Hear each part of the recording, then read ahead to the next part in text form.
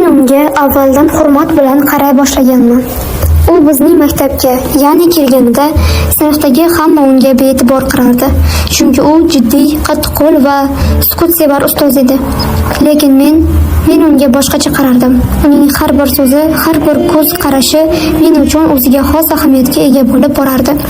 Yillar davomida jimgina kuzatdim. Nafaqat ustozim, balki qalbimga yaqin inson sifatida. Bir kuni mening hayotimda og'ir sinov boshlandi. Onam og'ir kasal bo'lib qoldi. Otam aniq qaysi shaharda ekanini ham bilmasdik. Uydan ketganiga yillar bo'lgan. Hech kim bizdan xabar olmasdi. Darslarim qolib ketardi. Ko'nglim tushardi. Shu kunlarning birida bilmadim qayerdan kuch topib ustozimga bordim. Undan kechqurun menga dars o'rgatishni so'radim. U ko'zlarimga tikilib nima demoqchi ekanimni tushungandek sukut saqladi. Keyin mayli sen uchun dedi. O'sha kundan boshlab har kuni kechqurun u bizning kichik suyuq uyimizga kelardi. U o'z darslarini juda tiniq, sabr bilan tushuntirardi. U bilan vaqt o'tkazish men uchun nafaqat ta'lim, balki ruhiy tasalli edi. Onam uni juda qattiq yaxshi ko'rib qoldi. Duo qilib o'tirardi har ketganida. Lekin men faqat vaqt o'tishi bilan unga faqat ustoz deb qarashni qo'lday boy berdim. Men uning harakatlariga, so'zlariga, hattoki nafasiga ham o'rganib qoldim. Bir kuni u dars o'rgatib bo'lganidan so'ng choy quyib berdim va negadir uning ko'zlariga biroz uzoqroq qarab turdim. U meni shunday bir kuchli, to'g'ri nazar bilan qarardiki, qalbim dafatan hayo va g'am bilan to'ladi. Shu kunning uning ketishini xohlamadim. Kunlar o'tib, mening qalbimdagi bu tuyg'ular sof muhabbatga aylandi deb o'ylardim. U ustozim bo'lsa ham men uchun u oddiy odam emas edi. Menga g'amxo'rlik qilgan, onam bilan hech qancha so'z aylashmay, faqat yaxshi niyatlar bilan maslahat bergan inson. U mening barcha tushlarimdagi obrazga aylangandi. Bir kun unga buni his qildirdim. Unga yaxshi ko'rib qaradim. Mehribon bir so'z aytdim. U jim bo'lib qoldi. Oxiri o'rnidan turdi-da, ketishimga shoshildi. Men ertaga kelasizmi deb so'radim. U jimgina boshqa kelmayman, kechir dedi.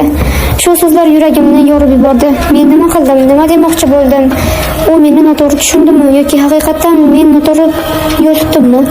Keyin men u kishi bilan maktabda to'qnashmadim. U darsda ham avvalgidek xursand bo'lib qaramas, so'zlarini qisqa qilardi. Men esa uni jimgina kuzatishda davom etardim. Qalbimda nafrat yo'q edi, faqat pushaymon, og'riq, tushunmovchilik bor edi. Yillar o'tdi. Men universitetga o'qidim. Onamni yo'qotdim.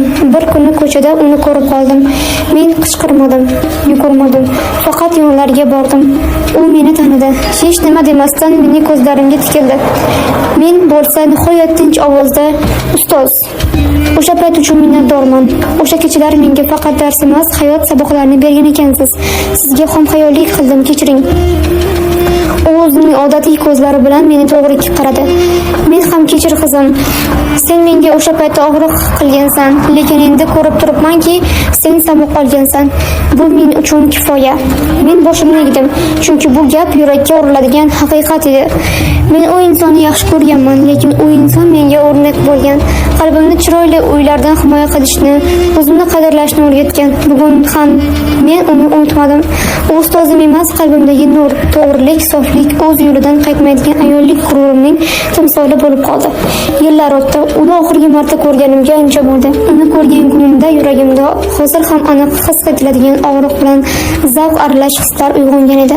U ustoz balki men uchun faqat ustoz emas edi. U menga insoniy yuksaklikni o'rgatgan kishi edi. Men universitetni muvaffaqiyatli tugatdim. Tibbiyot sohasini tanladim. Onam og'ir kasal bo'lib yotganida ustozimning duosi, uning yordami bilan shifokor bo'lishga qasam ichgandim. Bu mening eng to'g'ri qarorlarimdan biri bo'ldi. Tibbiyotda odamlarga naf keltirish bu ham ustozlikning bir yo'lidek edi men uchun. Ishga joylashdim. Har kuni yuzlab bemorlar keladi. Har biriga yurakdan yondashaman. Qaysi bir kuni ish vaqtida bir qariya ayol bilan o'g'li shifoxonamga kirib keldi. U o'g'il meni ko'rib hayron bo'ldi. Men ham bu edi. O'sha odam mening ustozim. U boshni salaydi. Men esa u haqda har kuni duo qiladigan men hayajondan tilimdan so'z chiqara olmadim. Qo'limdagi daftarni yopib u yonadi. Uning onasi og'riqdan shikoyat qilardi. Men xuddi boshqa bir shifokor kabi og'irliksiz kasbiy muloyimlik bilan ko'rik o'tkazdim. U esa menga jim qarardi. Ko'zlarida minnatdorlik, afsus, ehtimol, orqada qolgan tuyg'ular barchasi mujassam edi. Keyin u men bilan gaplashishni xohladi. Ishdan so'ng uchrashdik. U hayotidan so'zladi. Uylangan, lekin farzand ko'rmagan onasi bilan yashaydi. Hamma narsa oddiy, lekin undagi qattiqqo'llik bir oz yumshagan. Ko'zlari mo'min bo'lib qolgan. Men ko'p o'yladim, dedi u. Senga endi kelmagin deganimda qalbim yig'lagan, lekin seni asrash uchun shunday qildim. O'zimni emas, seni himoya qildim. Men unga shunchaki jim qaradim. Men seni yaxshi ko'rganman, dedi u asta, lekin sening qalbingga shunchaki ustoz sifatida kirganimdan anglab shukr qildim. Men ilk marta qalbimdagi haqiqiy tinchlikni so'z bilan aytdim. Men ham yaxshi ko'rganman, lekin siz tufayli o'zimni yo'qotmadim. O'sha kechalarda o'zimni yo'qotmaganim uchun, keyingi hayotimni o'sha g'urur bilan yashaganim uchun sizga minnatdorman. Biz jim bo'lib qoldik. Endi bu gaplarning ichida ko'p ma'no bor edi, lekin vaqti bilan o'tib bo'lgan. Unga aytdim, men turmush qurdim, erim ham ustoz. Men unga hurmat bilan qarashni sizdan o'rgandim. U kulimsiradi. U ham shunday degandek. Men esa hurmat sazovor bo'lishni sendan o'rgandim. Biz ko'chada xayrlashdik. Endi u mening o'tmishimdagi shaxs emas, u kelajagimga nur bag'ishlagan ustoz sifatida qalbimda yashaydi. Men bu hayotda ko'p narsani tushundim. Muhabbat faqat yonma-yon yurish emas ekan. Ba'zan bir insonni sof qalb bilan yaxshi ko'rish, undan yuz o'girish ham muhabbat ekan. O'zini or-nomusini saqlab qolish esa eng katta sevgiga loyiqlik belgisi ekan. Har kuni o'quvchilarimga shu haqida gapiraman. Ularni sof bo'lishga, fikrlarini emas, qalbini tozalashga chaqiraman. Chunki men ham bir paytlar adashganman, lekin ustozim tufayli qayta o'z yo'limni topganman.